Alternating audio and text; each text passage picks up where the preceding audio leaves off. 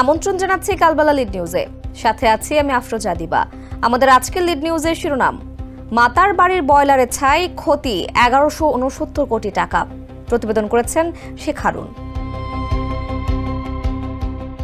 দেশের অন্যতম বড় জ্বালানি প্রকল্প মাতারবাড়ি কয়লা ভিত্তিক বিদ্যুৎ কেন্দ্র। সম্প্রতি বিদ্যুৎ কেন্দ্রটিতে বড় ধরনের প্রযুক্তিগত বিপর্যয় দেখা দিয়েছে। কেন্দ্রটির বয়লারে ছাই জমে বিদ্যুৎ উৎপাদন অর্ধেকে নেমে এসেছে। এর ফলে জাতীয় গ্রিডে বিদ্যুৎ সরবরাহ ব্যাহত হচ্ছে। উৎপাদন অর্ধেকে নেমে আসা এরই মধ্যে ক্ষতি হয়েছে 1169 কোটি টাকার বেশি।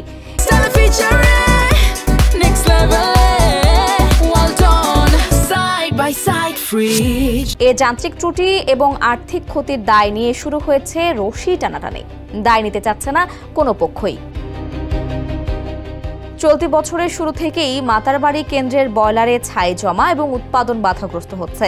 বিদ্যুৎ বিভাগের তথ্যানুযায়ী কেন্দ্রটিতে ন্যূনতম 90% বিদ্যুৎ উৎপাদন হওয়ার কথা, কিন্তু চলতি বছরের সেপ্টেম্বর পর্যন্ত দুটি ইউনিটে বিদ্যুৎ উৎপাদন হয়েছে গড়ে মাত্র 50%। ফলে ঘণ্টা প্রতি মোট বিদ্যুৎ উৎপাদন ক্ষতি হয়েছে 48,40,000 মেগাওয়াট, যার ক্যাপাসিটি পেমেন্ট বাবদ ক্ষতি হয়েছে প্রায় $95.8 মিলিয়ন বা 1169 কোটি টাকা। বয়লারে ছাই জমার কারণে বিদ্যুৎ উৎপাদন ব্যাহত হওয়ার পাশাপাশি বিপুল অঙ্কের আর্থিক ক্ষতি হলেও কী কারণে এ ত্রুটি সেটি খুঁজে পাওয়া যাচ্ছে না। একই সঙ্গে কাদের দায় সেটাও নিশ্চিত করা যাচ্ছে না। চুক্তিতে না থাকায় এ ক্ষতির দায় বারবার প্রত্যাখ্যান করছে প্রকল্পের ঠিকাদার। অন্যদিকে প্রকল্প মালিক coal power generation company Bangladesh limited CPGCBL বলছে, যান্ত্রিক ত্রুটির কারণে উৎপাদন নেমে এসেছে অর্ধেকে। জানা গেছে, ত্রুটির কারণ অনুসন্ধানের জন্য গঠিত মাতারবাড়ি যৌথ পরামর্শক দল MJVC এখনও চূড়ান্ত প্রতিবেদন দেয়নি। এতে প্রকল্প পরিচালনায় স্থবিরতা তৈরি হয়েছে। সংশ্লিষ্টরা মনে করছেন, ত্রুটি শনাক্তের নির্ধারিত সময়সীমার মধ্যে সমস্যার সমাধান না হলে দায়ভার ঠিকাদারকেই নিতে হবে। কিন্তু ঠিকাদারি প্রতিষ্ঠান STIC সেই দায় নিতে নারাজ। তাদের দাবি, ইঞ্জিনিয়ারিং, ক্রয় ও নির্মাণ চুক্তি EPC-তে এমন দায়ভার নেওয়ার কোনো ধারা নেই। প্রকল্প সংশ্লিষ্ট সূত্রে জানা গেছে, বিদ্যুৎ কেন্দ্রটির ত্রুটি মেরামতের জন্য 135 কোটি টাকার সংস্কার পরিকল্পনা প্রণয়ন করা হয়েছে। তবে পুরো কাজ শেষ করতে সময় লাগবে প্রায় 21 মাস। অন্যদিকে প্রকল্পের ঠিকাদারি প্রতিষ্ঠান সংস্কারের এই খরচ বহনে অস্বীকৃতি জানিয়ে উল্টো 4700 কোটি টাকার মূল্য বৃদ্ধির দাবি তুলেছে। সম্প্রতি অর্থ মন্ত্রণালয়ের অর্থনৈতিক সম্পর্ক বিভাগ ERD-তে মাতারবাড়ি কয়লা ভিত্তিক বিদ্যুৎ কেন্দ্রের চলমান প্রযুক্তিগত ও পরিচালনাগত সমস্যাগুলো নিয়ে বৈঠক অনুষ্ঠিত হয়। ওই বৈঠকে সমস্যাগুলো উঠে আসে। বৈঠকে সভাপতিত্ব করেন ERD-র অতিরিক্ত সচিব ড. মোহাম্মদ মিজানুর রহমান।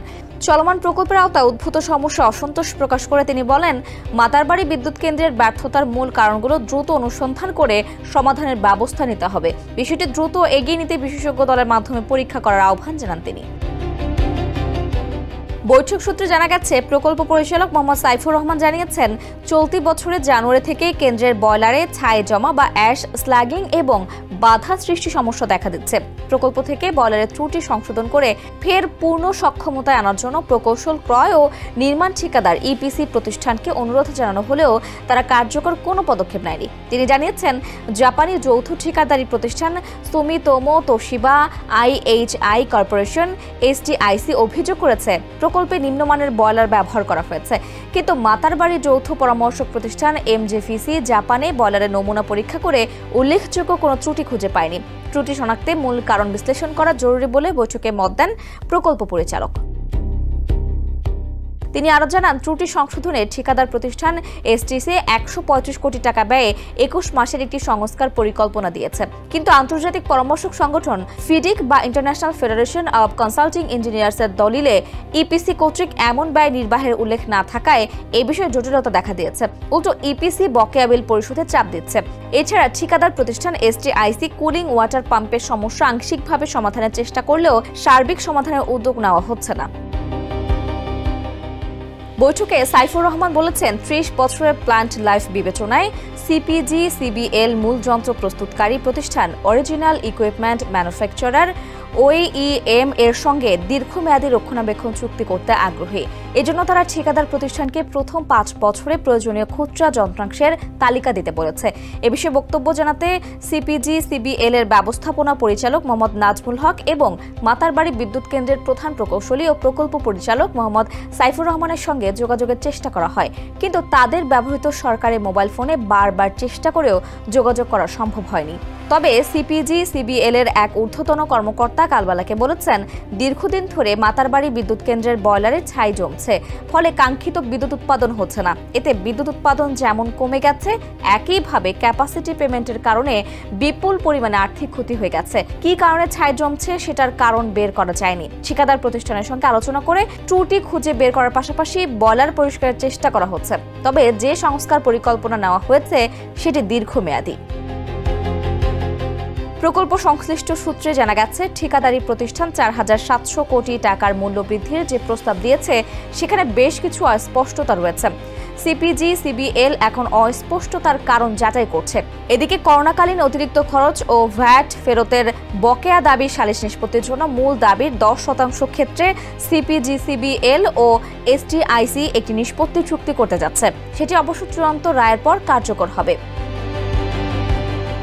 বিদ্যুৎ বিভাগের একজন প্রতিনিধি জানান, চুক্তি অনুযায়ী কেন্দ্রের সর্বনিম্ন 90% প্রাপ্যতা থাকা উচিত ছিল, কিন্তু চলতি বছরের সেপ্টেম্বর পর্যন্ত প্রকৃত প্রাপ্যতা ইউনিট 1-এ 47% এবং ইউনিট 2-এ 53.6%। এর ফলে ঘন্টায় 4.84 মিলিয়ন মেগাওয়াট বিদ্যুৎ উৎপাদন ক্ষতি হয়েছে। টাকার অঙ্কে এ ক্ষতি 1169 কোটি। কিন্তু চুক্তিতে ধারা উল্লেখ না থাকায় ঠিকাদার প্রতিষ্ঠান বারবার এই ক্ষতিপূরণের দাবি প্রত্যাখ্যান করছে। জাপান আন্তর্জাতিক সহযোগিতা সংস্থা জাইকার দাবি, প্রযুক্তিগত ও আর্থিক জটিলতা প্ল্যান্টের কার্যকারিতা প্রভাবিত করছে। তারা বিষয়টি নিয়ে উদ্বিগ্ন। সংস্থাটি বিদ্যুৎ বিভাগ ও ERDর যৌথ উদ্যোগে সমাধান প্রক্রিয়া জোরদারের আহ্বান জানিয়েছে। বৈঠকে জাইকার প্রতিনিধি বলেছেন, কারিগরি সমস্যার প্রকৃত কারণ সম্পর্কে জাইকাও এখনও অবগত নয়।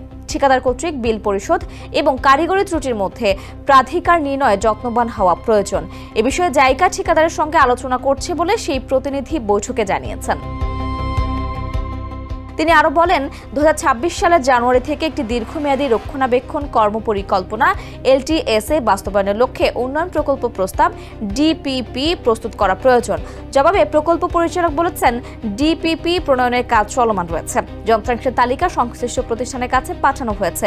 জানতে চাইলে সংশ্লিষ্ট এক কর্মকর্তা কালবেলাকে বলেন, বিশেষজ্ঞদের সহায়তায় প্রযুক্তিগত ত্রুটি চিহ্নিত করে জাইকার সঙ্গে যৌথভাবে সমাধান পরিকল্পনা তৈরি করা হবে। এছাড়া বিদ্যুৎ বিভাগকে 2026 সালের জানুয়ারির মধ্যে প্রকল্পের সংশোধিত প্রস্তাব তৈরি করে জাইকার কাছে পাঠানোর নির্দেশ দেওয়া হয়েছে।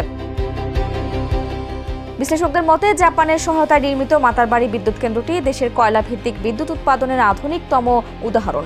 কিন্তু এখন এর ত্রুটি শুধু প্রযুক্তিগত নয়, এটি চুক্তি ব্যবস্থাপনা, আর্থিক ক্ষতি এবং প্রকল্প পরিচালনার দুর্বলতারও প্রতিফলন। সময়মতো সংস্কার কাজ শুরু না হলে মাতারবাড়ি কেন্দ্রটি দীর্ঘ সময় অর্ধেক ক্ষমতায় চালাতে হতে পারে। এতে জাতীয় গ্রিডে বিদ্যুৎ ঘাটতি ও ব্যয় বাড়বে। দ্রুত সমাধান না হলে মাতারবাড়ির মতো মেগা প্রকল্পের প্রত্যাশিত সুফল দীর্ঘ সময় অনিশ্চিত থেকে যাবে। মাতারবাড়ি বিদ্যুৎ কেন্দ্রটি কক্সবাজার জেলার মহেশখালীতে অবস্থিত একটি 1200 মেগাওয়াট ক্ষমতার কয়লা ভিত্তিক তাপবিদ্যুৎ কেন্দ্র। কেন্দ্রটি এদেশের সবচেয়ে ব্যয়বহুল এবং অত্যাধুনিক প্রযুক্তি নির্ভর একটি প্রকল্প, যেখানে আলট্রা সুপার ক্রিটিক্যাল প্রযুক্তি ব্যবহৃত হয়েছে। প্রকল্পটি বাস্তবায়ন করছে coal power generation company Bangladesh limited. জাপানের আর্থিক ও কারিগরি সহায়তায় নির্মিত 600 মেগাওয়াট ক্ষমতার 2 ইউনিটের বিদ্যুৎ কেন্দ্রটি নির্মাণে খরচ হয়েছে প্রায় 52,000 কোটি টাকা। কেন্দ্রটির প্রথম ইউনিট গত বছরের 18 ডিসেম্বর ও চলতি বছরের 28 আগস্ট দ্বিতীয় ইউনিট বাণিজ্যিক উৎপাদন শুরু হয়।